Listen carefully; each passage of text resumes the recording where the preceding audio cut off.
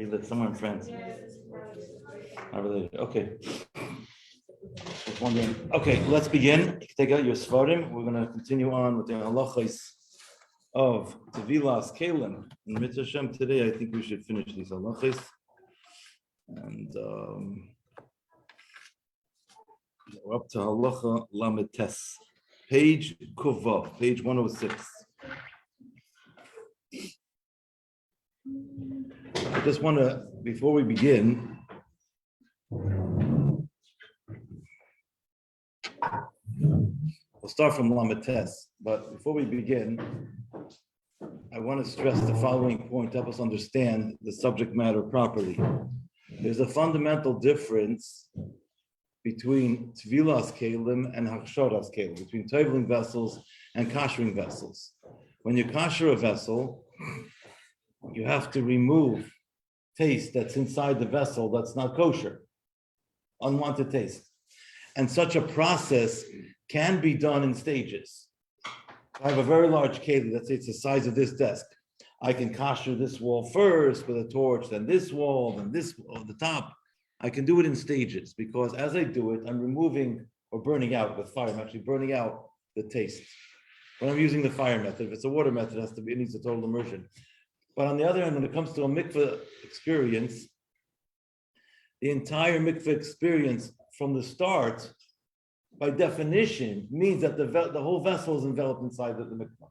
You cannot. Okay, let's look inside.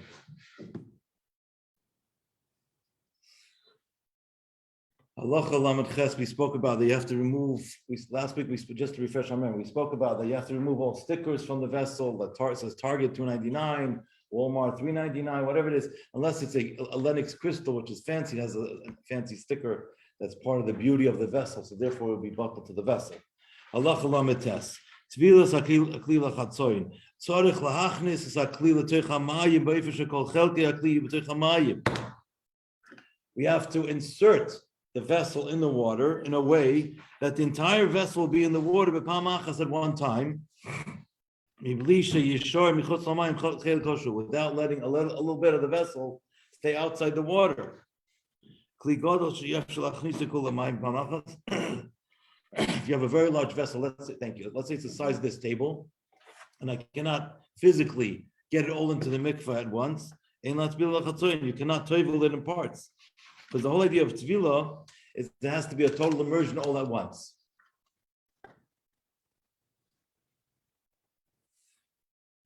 The next halacha, halacha mem 40, speaks about toveling a bottle. Now, a bottle is interesting because a bottle has usually a small neck.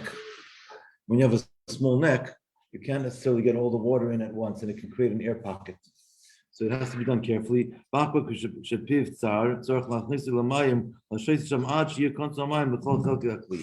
you're toveling a bottle that has a skinny neck, you have to tovel in such a way where water gets in all parts in the inside cavity of this bottle. You don't have any water, like any air cavity, so to speak. The water is everywhere. How does that work? Don't immerse the bottle.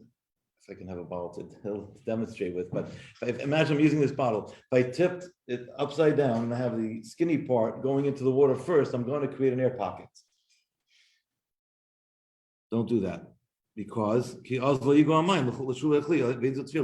then the water is not going to envelop all parts of the inner part of the vessel. It's not a proper tevilah. It also has to be open the way you're using it so that the water can get in all places. In order that the water can be able to go to all parts. So, for example, a pocket knife, in order to tovel, it's metal, it has to be tovel, so you use it to carve hot dogs, whatever it is. So you have to actually tovel in the open position. So you have to open it before toveling. Halacha mem aleph, what about the handle of a vessel? Also, the handle of a vessel has to go into the water, and it also has to be free of any chatzitza. It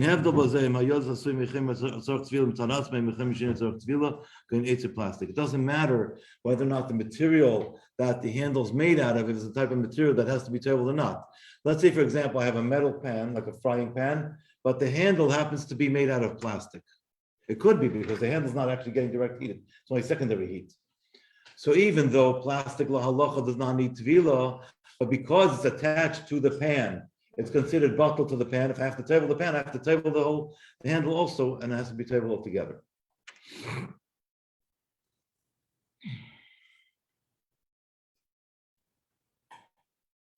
Let's talk about a food processor now. Halacha membeis. We're now on page Kuf Zayin. A food processor has many components. You have the plastic housing unit. You have the blades, the different types of blades you have. You also have the pusher that pushes down the potato so that you can make a nice geschmack potato kugel with Shabbos, right? So there's a lot of different parts. So just take it apart and have all the parts get immersed. That's the idea.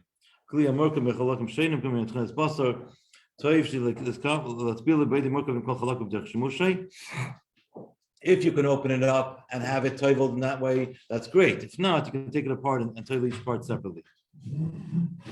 Now, halacha mem gimel, when you're toiveling something in the mikvah, it reminds me about a week ago. Actually, it was right before Shabbos. It must have been on Friday morning or Thursday night. So it was a week ago from tonight. My wife bought herself a new mug, whatever she said. We went to Amazing Savings. We got a mug. And we also had some other small utensils needed tevila. She asked me to tell her because she wanted to have it for Shabbos. It was a cold night. So I went to the mikvah on the alley, right near my house, in Crown over there, between Crown and Carroll. And the water was freezing. I mean, it was like frozen. So I went with my son. My son's under bar mitzvah. So I let him make the bracha because he's allowed to make the bracha if I'm watching him. He can't make it himself because he's not bar mitzvah yet. And we alternated by immersing things in because it was so painfully cold that couldn't do it without resting and warming up our hands in between. But anyway, the way you hold it is supposed to be in a loose fashion. You don't hold on to it too tight because you want the water to be able to. So one way is to first immerse your hand in the mikvah, so you have mikvah water on your hands. Then you can hold it a little tighter. Another way is to hold it a little softer. And the third way is to immerse it in a basket. There's 3 different ways to do it. I'm sorry? I didn't have the basket there. Maybe there was one. I didn't notice it. Maybe I didn't use it. Maybe there even was one. I just didn't look. But the basket's easiest because it was painfully cold. I still feel it. It was, when it's cold outside and you stick your hands in ice cold water, it's not easy. Anyway,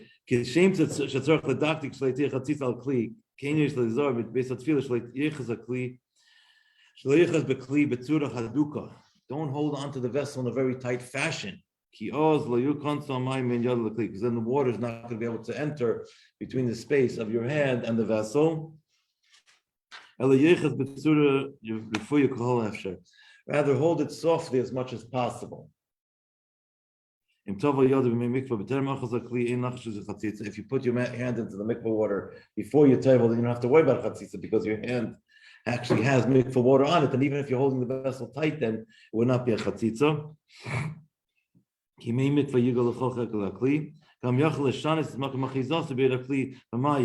say, for example, I have a big pan. Let's say I'm tabling this in the water. I can immerse this in the water, like with my hand, and I can drop it to the next hand. That way, I'm also making sure that the water gets everywhere. That's the best way. So basically, make sure that the water is touching all parts. Wait, if you just dip your hand in the water, it's also allowed. You can hold it. Letting go, you could, yes, you could do that.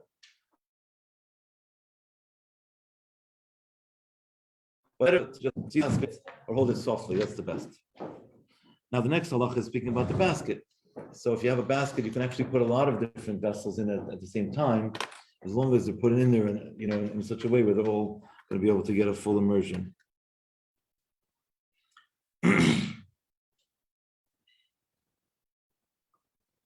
You can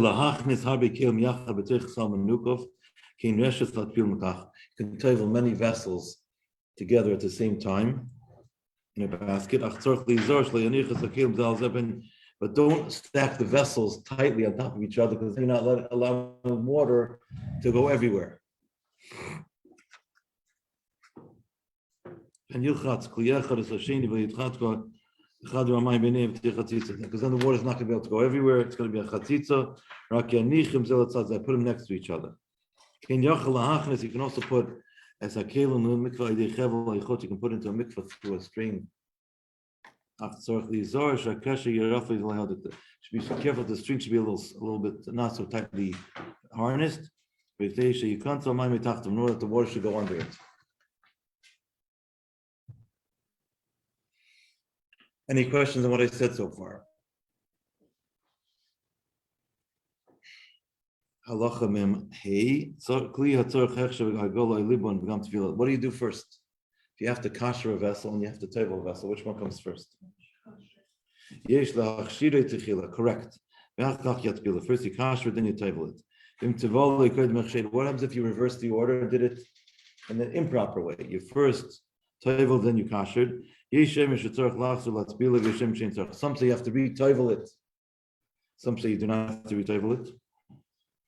Therefore, we go with the principle: when in doubt, leave it out. You tevel it again without a bracha.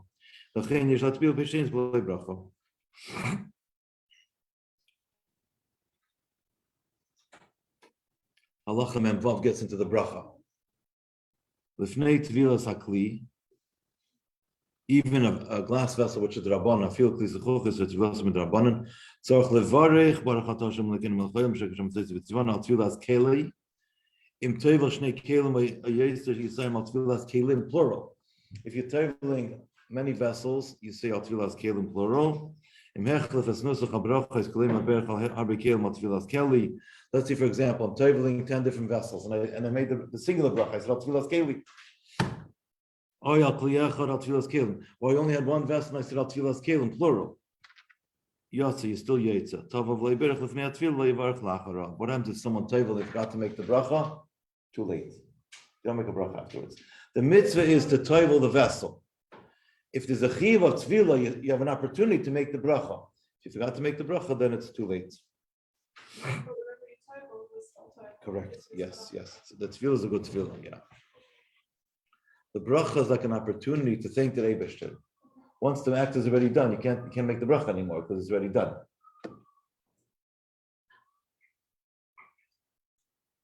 It's not so much thanking the Eibishter. It's command. It's acknowledgement that the Eibishter commanded us to do this mitzvah.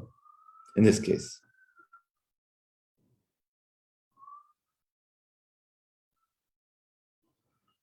What happens if you have a vessel that's you're not sure if it needs tevilah or not? It's a doubt. So we're going to say now that the best thing is to wait until you can combine it with a vessel that does need tevilah for sure, if that's possible. If it's not possible, so we'll see what to do. Let's look inside.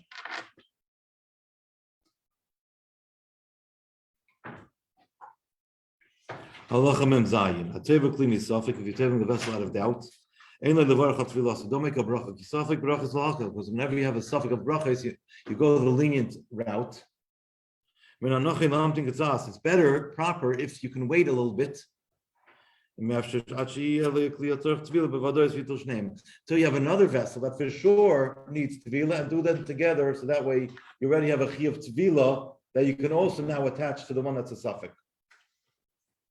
And you're going to make the bracha on the vadai, and have in mind, have kavana for the safik. Lift your gums the safik. Then you say al Tevilas Keilim. But what is if you have to tevel right away? Then yomer is bichas atfil b'li shem amachs, and you say the bracha of tefillah without Hashem's name. Say baruch Hashem l'kein ma'chayim shekashem tzeitzah v'tzvan al Tevilas Keilim. Ach yaharis Hashem b'libay v'leitzah b'fiv. But you can be maharid b'libay, meaning in our heart. We can think of Hashem's name, but we don't actually utter it. If you're teveling something that's not a suffix. What's the point of that? Interesting question. You can only say Shem Malchus, you can only say Hashem's name when there's a chiyuv. Right, but why say the bracha at all if you're not saying Hashem's name? Because saying the bracha without Hashem's name is you're still acknowledging that Hashem gave us this mitzvah. But without Hashem's name, you don't have the kedusha, so to speak, opportunity to say Hashem's name. But acknowledging is still acknowledgement. Still has some value. And the That's right. acknowledgement has to be verbal, not just your thought. It's better to be verbal. Thought is also good. That's why he says for thought, we should think about Hashem's name. We have another halacha, by the way. I'm throwing out a word of caution, not to compare subjects, but the conceptually about thought. When a woman lights Shabbos candles, she's mekabelas Shabbos at that time. That's when she's starting Shabbos. So let's say it's 18 minutes before the Zman, so the man can still carry whatever, can do malachos, whatever. She's mekabel Shabbos.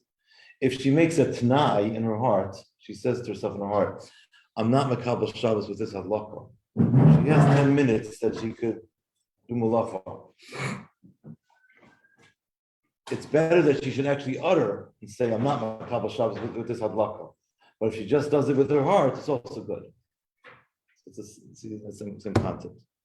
Okay, halacha memches. Isn't that, sorry, just on that topic, just for like a second. If you like Shabbos candles, do you have to have because I heard you have to think of the specific halacha that you're gonna do, and not just in general. No, I don't think so. I think you have to just be mechaven that you're not mekabel Shabbos. That Okay. you want to do malacha, but the poskim say you have up to 10 minutes. Because it has to be that the lighting of the candles is associated with Shabbos. So more than 10 minutes, the association gets watered down and it's not considered acceptable. Yeah, halacha memches. What about toveling something without kavana, without intent? The question is, do you have to have kavana?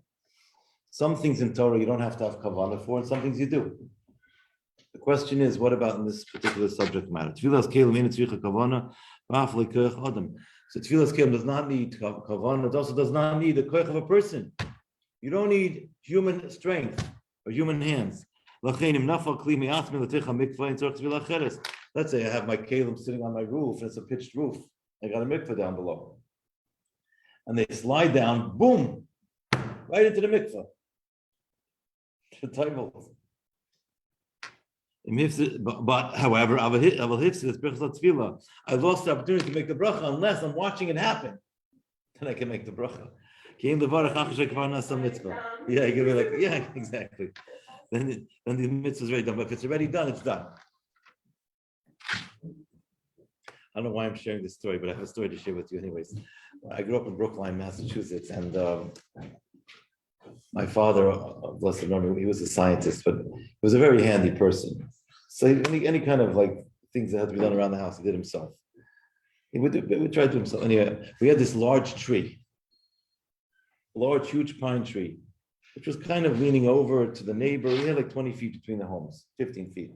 And it was leaning over, and I don't know, it was causing problems. Some branches were falling on their property. My father had to chop down the tree. So instead of hiring a guy to come chop it down, I don't know if he didn't have the money, whatever the issue was, he was going to do it himself. So he got a chainsaw, and he had us, I was a kid then, he had us kind of steer the tree with ropes. So he knew what he was doing. I mean, he first he cut a notch you have to cut 2 notches into a tree. You have to cut a notch this way, and then cut another notch this way so you can control the fall. Basically, and that's what he did. And then we had these strings. There was like a 15-foot space for the tree to fall. It falls in one place, you're damaging someone's roof. There wasn't much room there. Anyway, just reminding me when I spoke about falling off the roof. Anyway, okay, halacha memches. Okay, memtes. Tevilas cotton. Ein maminim cotton k'tan al tevilas keilim. You cannot trust, or entrust, the word is, a child under barabas mitzvah, male or female. Tevilas Keilim hi min haTorah. Most poskim say that the mitzvah is min haTorah, so we have a klal. Something that's min haTorah, that then ketanim are not ne'eman on it. By Chol of Yisrael, which is Rabbanon, a cotton is ne'eman. If it's a Chol of Yisrael, where we don't have a problem with DA cows that have been operated on, if you know that for a fact. A child is not entrusted on something that's min haTorah. If an adult is watching the child toivel, then as then the child made toivel, and not only that, but they can even make the bracha, which is the story I had last week with my son. And actually, it's a very beautiful chinuch opportunity because you can bring your child, have them do the mitzvah so they feel special, and they can also learn the halacha that until they're bar mitzvah, they have to have a gadol eimid al gabeim, they have to have an adult watching them. Wait, why did you bring in the Chol of Yisrael? No, what I said was, Chol Yisrael, it's the Rabbanan. So rabbinically, a child could be there and say, okay, I watched it, that this milk came from a cow. But I added one more caveat. Today, they operate on cows quite a bit. If they operate on them, it becomes a deraisa shaila, because it might be a treifa. I said, if you know that this particular herd has only cows that were not operated on, so now I'm sending a child, say, okay, watch, supervise the milking. The child is trusted, as long as they're old enough to be able to be responsible. And how do you define it? So I say it's a kind of child. Let's say you owe your friend $100. You put $100 in their pocket. You trust them that they're going to walk a block down and go to your neighbor and return the money to your friend. If they have a certain sense of responsibility. You know the story. I think I told this the last time. When I was about 7 or 8 years old, I have an older sister. She was about 9 at the time. My mother sent us to the store just to buy a few grocery items. I don't know, juice, milk, bread. Who knows what was it? And this is like 35, no, more. This is about 43 years ago, 44 years ago, maybe 45 years ago. And she gave us like $2, $3. That's what we needed. And my sister was holding it in her hand. I was a little kid. She was taking me to the store. And then she couldn't find the money. She was like, and he was like freaking out. Oh my gosh, I'm not responsible. And then we found it on the floor in the gas station, like we walked through a gas station. And while this was happening, I remember very distinctly, the Satmar Rebbe came to, I lived in Muncie at the time. He came to visit Muncie. So there were thousands of Hasidim that were, his entourage was passing by the main street. And thousands of Hasidim were passing by. Anyway, just some memories. Okay, Halacha Nun. Tefillah Yidei Nachri, can a non-Jew have the mitzvah of Tefillah? Kishem she'ena katan nemar al Tefillah, kach choshken she'ena nochi nemar Allah. A non-Jew is not trusted with Tefillah. Al kein chanus sheyesh lo mikvah Tevilas Keilim. Let's say you have a store that has a mikvah for Tevilas Keilim, that has a hechsher, mashkoch zov machsher, shimlei kein ein mitzvah keilim. Ein naniach lepayala hanochem. Don't allow the workers to toivel. If the Jew is watching the non-Jew toivel, it's permissible. So the Jew should toivel the first keli so they can make the bracha, because the non-Jew cannot make the bracha, and then the non-Jew can continue doing the work and be a helper. So it's not proper that the non-Jew should do all the tefillah, because then you're losing the bracha. So once you make the bracha on a few kelim, the non-Jew can help you finish off the job. As I said just now, if you have a few kelim, you do the first one, you make the bracha, and let the non-Jew continue the rest. Halacha Nun Aleph. Oh, I have a quick question. Yes, Sorry, it's okay. this is like a weird question. If you're only totaling one keli and the non-Jew is doing the rest, do you say the bracha keli or keli? Kelim, because you're teving a lot of kelim. Yeah. Because like it's your keli. Yeah. Halacha Nun Aleph, kvar kasavnu l'mayla ki afilu kli sheyev shel hatefila mezatam inkol het l'shtam shbei l'tefila. Let's say you have a very large vessel. You cannot get into the mikvah. There's no heter not to table it. Afilu bishla kvar b'kli mei apam b'litefila. Even if the vessel was used 100 times for cooking, adayin chai b'tefila asal l'shtam shbei. You're not allowed to use it without tabling. Let me explain.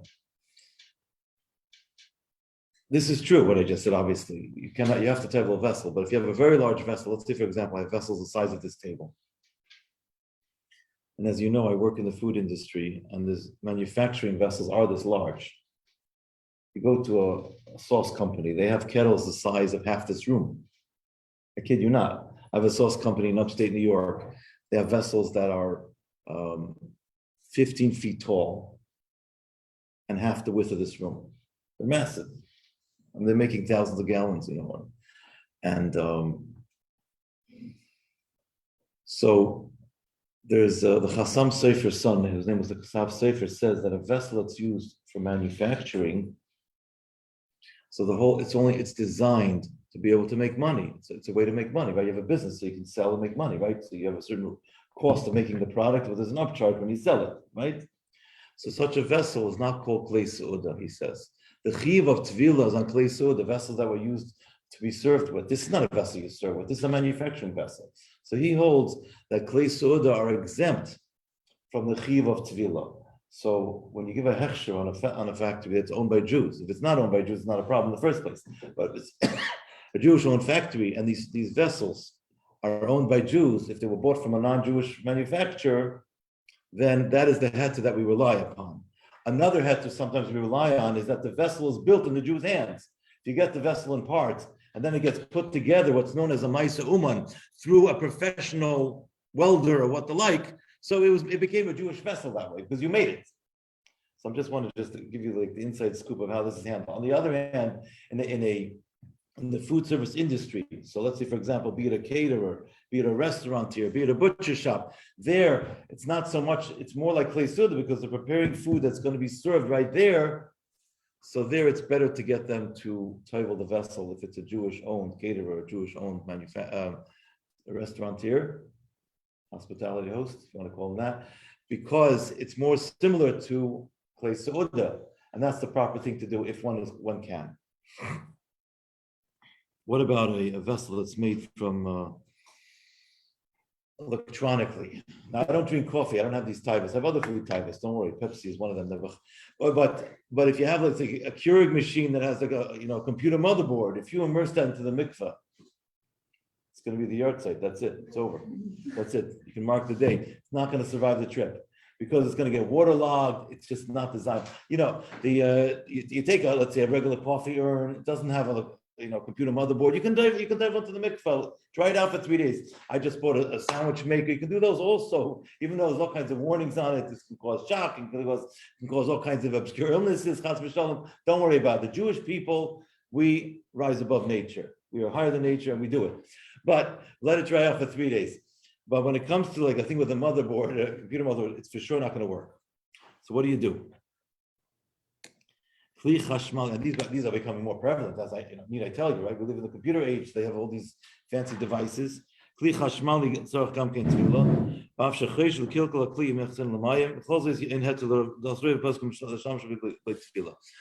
most poskim, you have to tovel it. We'll see soon. There is a way to do this, a way to get around this. If you don't actually touch the food, does not actually touch the electric device. Let's say, for example, when you buy a George Foreman, there's two types you can buy. You can buy ones that have shelves, trays that you actually cook on that are removable. Those are the Jewish kind because you just remove the shelf, the tray, and you table that. It's not electric, no problem. But the ones where the tray is attached to the electric component, those are the non-Jewish friendly ones. Those you have to immerse in the mikveh, let them dry for 3 days and say the whole tillim. Okay? Now, I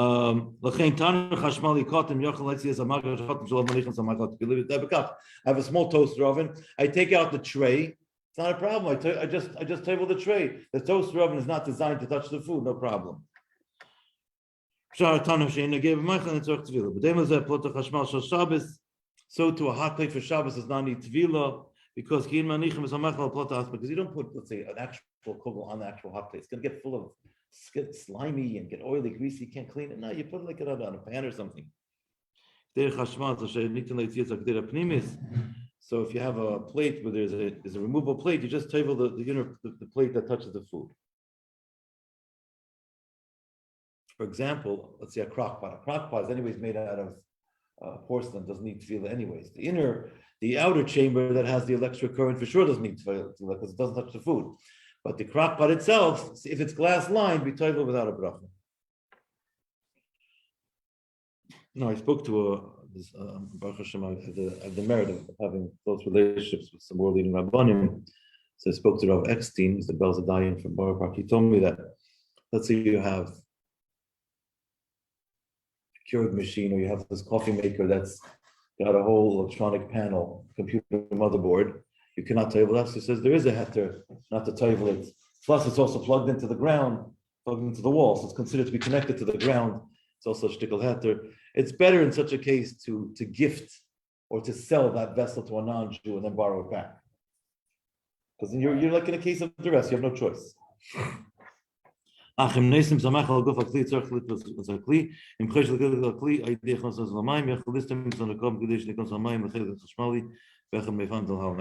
just sped read, excuse me. But what I said was, if you have, let's say, what? This is Nun Gimel. Nun Gimel is that if you have, this is talking about, let's say, a coffee urn or hot water urn. So you have the part of the urn where you have the plug and you have the insert element in the urn itself where the plug goes into, a little cavity there. So if you're worried that if you're going to insert the whole urn into the mikveh, the plug doesn't have to be tight for sure, because the food does not touch that. But if you're worried about the water getting to, that's like the electric current area, so you can take a wet rag that's dumped into the mikveh and put it there, so you're minimizing the amount of water touching there. Or you can put your hand like there, not so tightly also, just to minimize. The water has to get there, but to minimize. We'll learn about that now. You can immerse your hand in the mikveh water, and then close the hole up that way, but don't put your hand too tight. You can take a rag that you immersed in the mikveh and also cover the hole that way, but not too tight. Just one second, I'll take the question in a moment. If you can't do all this, some say that you can actually cover the electric component, but not everybody agrees with that. One second.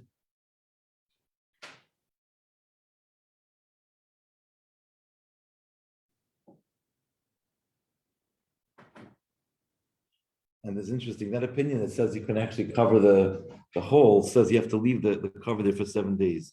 So it becomes like part of the vessel. Anyway, okay, yes, question. My question was, but if you have an urn, you're not drinking directly out of the urn, it goes into another cup, which means it's not a piece of wood. But it prepares food that's ready to eat. Now, practically speaking, I have tabled hot water urns before. I just do the whole thing. I go like the full dunk, without any of this fancy stuff covering this. I just dunk the whole thing in, turn it upside down, let it dry in the sun for 3 days, and it's fine. But don't plug it in right away. You have to make sure it's dried out well. Okay, waffle maker, popcorn things, they need to deal with a bracha.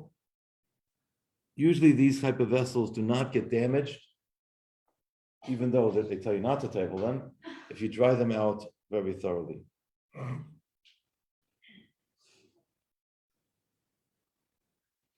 Now, I want to just point something else out. Rabbi Moshe Feinstein is a very interesting tshuva. You have two types of toaster ovens. You have a toaster oven that are basically mini ovens, and then you insert the food inside there. So those are easy. You just take out the tray and you just table the tray. The oven itself does not need tevilah. Then you have those vertical toasters that are just for bread, and you put in 2 slices of bread, and then you pull down the lever, and then the bread gets toasted. So there's a casing there. Those you cannot remove the casing, so you have to table the whole thing. If you table the whole thing, it's probably going to be the day of Kaddish, because they're not going to survive. But Moshe Feinstein is a very interesting tshuva. He says that such a thing does not need tevilah because it's not a device that actually prepares food, because the food's already prepared. You're taking bread that's already edible. It's really, he calls it like a burning device, or like a browning device. It's like grill marks, It just creates a toasting effect. It's not a cooking thing. Therefore, he says it's not nichlal in the whole thing of Klei Soda. It's a chiddush of Rabbi Moshe. Yesh mi shamat l'shtam shel toaster. That's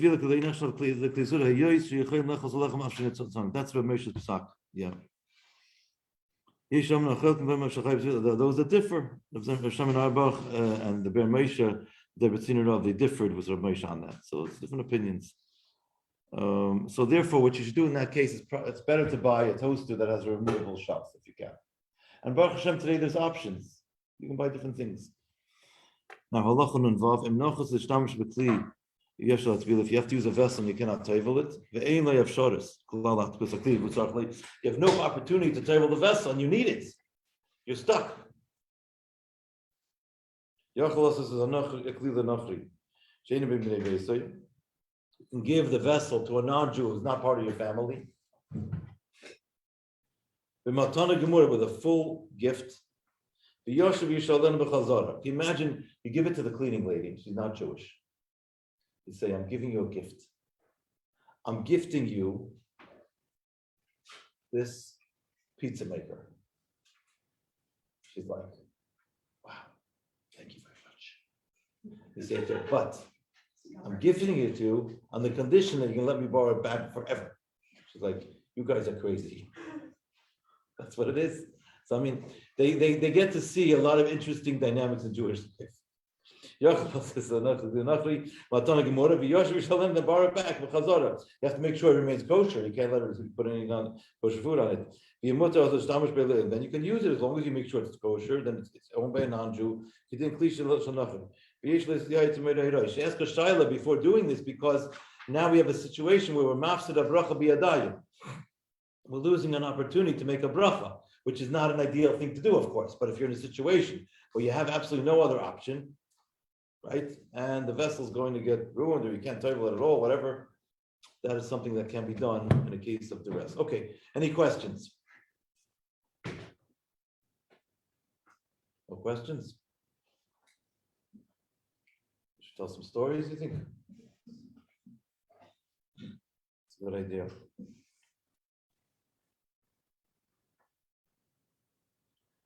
Okay, so Chav Aleph Adar is the yahrzeit of Rabbi Hanoka. Yes, am I correct? I think so. Rabbi Hanoka. It's also my daughter's birthday. So there's a famous story of Rabbi Hanoka and Rabbi Zusha, the two brothers. They were thrown in jail, and you know the story. They couldn't. There was a bathroom in their cell, and they couldn't daven. So they were very distraught, but then they started dancing. They were very happy because they were able to be Mekayim, fulfill what God says, the mitzvah that you can't daven in front of a bathroom. And the jailers saw what they were doing, what they were so happy about it, and finally took away the bathroom or whatever, so they were able to daven.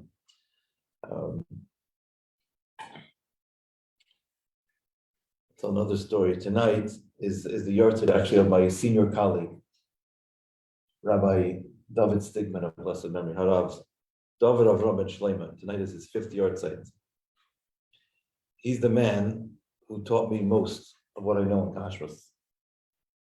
When I joined the OK, I don't remember. You think I remember how many years ago at this point? I'm over the hill. No, I remember a little bit. It's about 25 years ago, 23 years, 24 years ago. I joined the OK, and I needed to learn, how to handle situations, how to answer questions, all that stuff. So I asked him if I could sit in his office and train under him, to mentor, to tutor me, to get some tutelage. He says you could. And he said to me that when a shliach calls you with a kashrus question, you drop everything that you're doing and you help them. He also had a very calm demeanor about him. He was English. And he had this knack of being able to handle a crisis. We have issues. You have challenges that come your way. You have to be able to react to them and deal with them right away. It was calm, cool, and collective. He dealt with the issue, he defined it, but in a very, very systemic way. And all his clients, all the people he worked with, they loved him. He was soft as butter on the outside and rock solid on the inside. Very strong inside. A very, very, very soft, very sweet person. He had a terrific sense of humor. He knew exactly what to say and when to say and what not to say. And people used to come to him to ask him for advice. He was like a mentor to a lot of people. He was like a father figure. He was a father figure to me in that sense. And he gave me amazing advice. I still think about his advice today. When I have a question, I just refer back to what he taught me. And it inspires me. It carries me on. It's wonderful. So I'll just share a few stories about him. He also had tremendous Avos Yisrael. About 3 or 4 years before he passed away, there was a Jew that was in prison that he knew. And in order to get released from prison, he had to post bail. He was not related to this person, by the way. The bail was like $500,000. He put his house up as collateral. He put his house up as collateral to help another Jew get out of prison. So by the Shiva, Rabbi Stigman's son-in-law told me the story. I didn't know the story. And he says to me, I told my father, I said, the guy could skip the country, you could lose your house.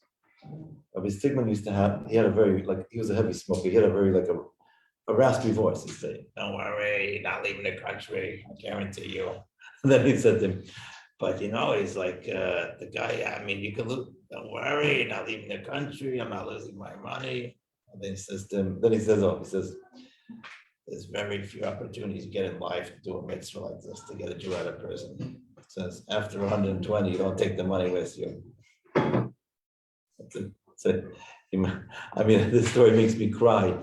He had so much Avas Yisrael. He had such goodness about him. Amazing person. And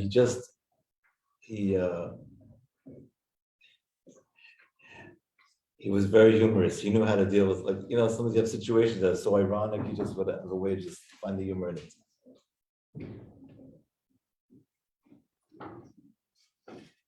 Big Baal Tzedakah. Anyway, so Neshama should have an aliyah. He was a shaykhid, by the way, and a sefer. And two more stories I want to share with you. About 30 or 40 years ago, some of the chshedim were not that good quality. Today, Baruch Hashem, Kashrus got much better.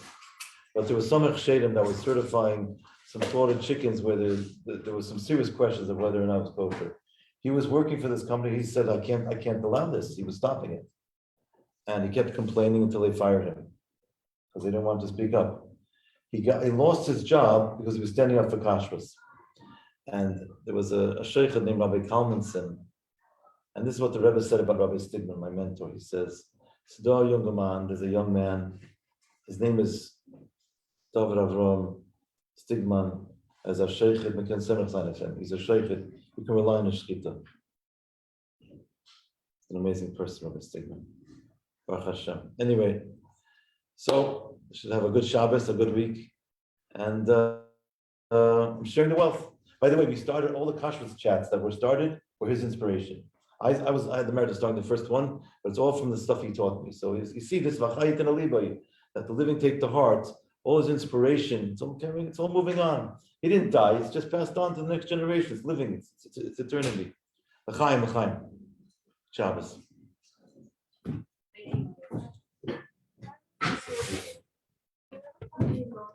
Morning. What do they make? I don't even know what. They make a syrup. What kind of syrups?